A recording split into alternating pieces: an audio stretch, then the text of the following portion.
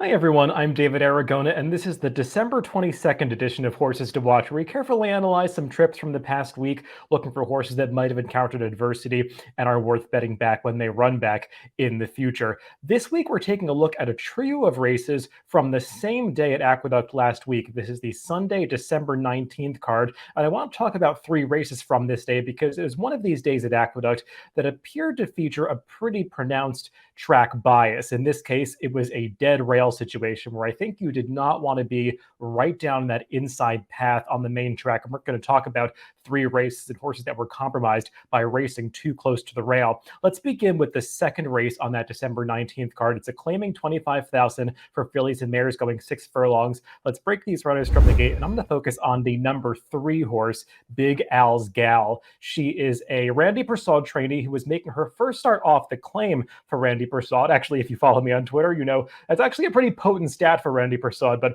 this horse did not have a chance to really show what she could do in this race, given the trip and ride that she got. Now, the number 4 Quality Stone's a very fast horse, so no surprise to see her out on the front end, but I don't like the trip that the number 3 Big Al's Gal is getting, really for her or for any horse. You don't want to be in this indecisive position inside of a speed horse, about a half length back, trying to come through a tight opening on the inside, even on a fair racetrack. That's not an ideal trip, but on a biased racetrack, that just gives her no chance. And you could see her rider, Manny Franco, trying to hold his position inside, but the horse to her outside, just a naturally faster horse. And Big Al's Gal can never really fully secure that position on the inside path. And as they come into the stretch here, you're going to notice the entire field kind of gradually drifts off the rail, including that speed horse, Big Al's Gal, who, even though she was the leader in this race, she was never right on the rail. She's going to battle on for second, but no surprise that the heavy favorite, who spent the entire race outside, is going to win this race. That was a pattern we saw throughout this day on Sunday. But Big Al's Gal, you could see, even coming to the wire, she's just glued to the rail for the entirety of her trip, and she just basically falls apart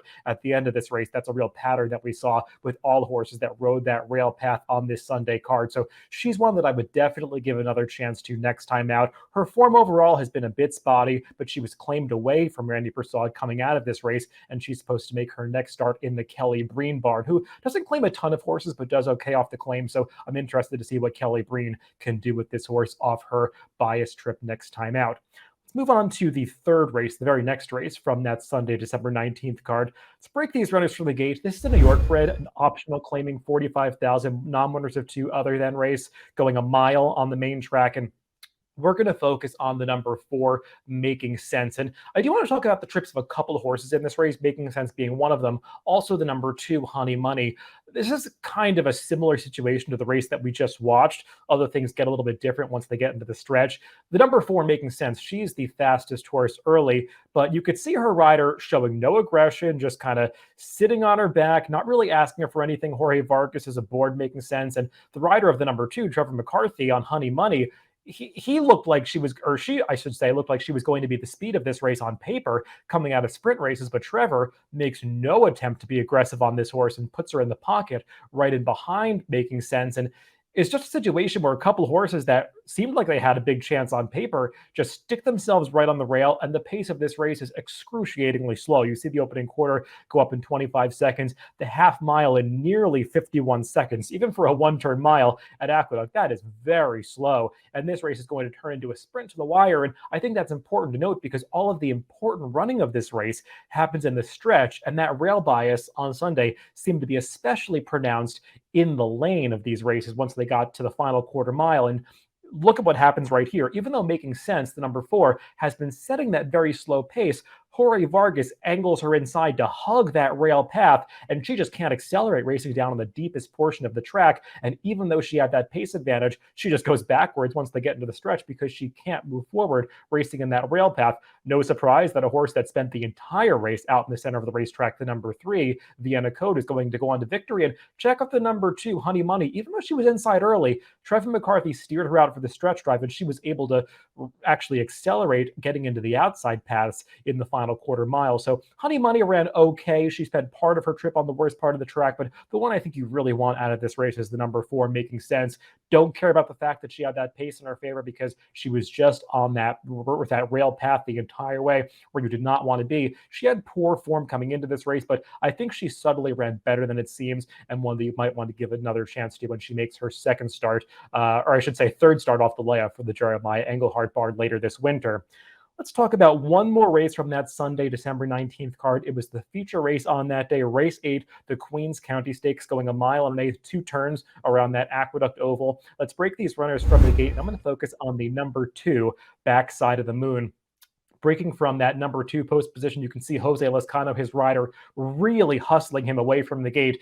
On a fair racetrack, I would love to see this aggression because Backside of the Moon is a horse that has done some of his best running when he's been aggressively ridden in these 2-turn races. But I don't think Jose Lezcano was wise to overly commit to this kind of trip on this dead rail track that we saw on Sunday at Aqueduct, because he gets put in this position where he's locked inside of a horse that's keeping him inside, the number 6, Empty Tomb, who was the other speed horse in this race. And even one more, Bell Harbor, shows some aggression. So they're moving up front. That first quarter in 23-2, pretty quick for this distance on a day that the track was not particularly fast at Aqueduct. And Backside of the Moon, as I said, just gets stuck in this position where he's in a pocket.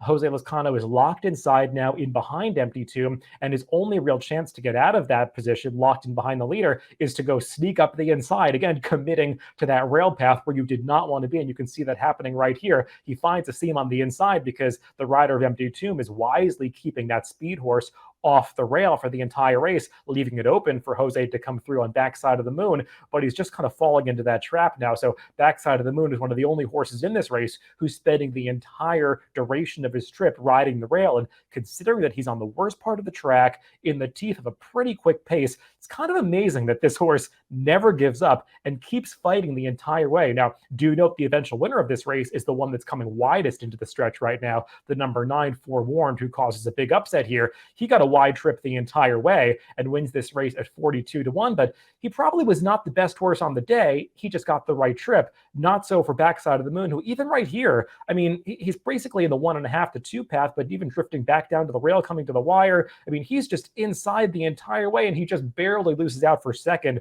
as they both get run down by Forewarned at the wire. A huge effort from Backside of the Moon in this race, being against the pace situation, against the track ride and the rail the entire way.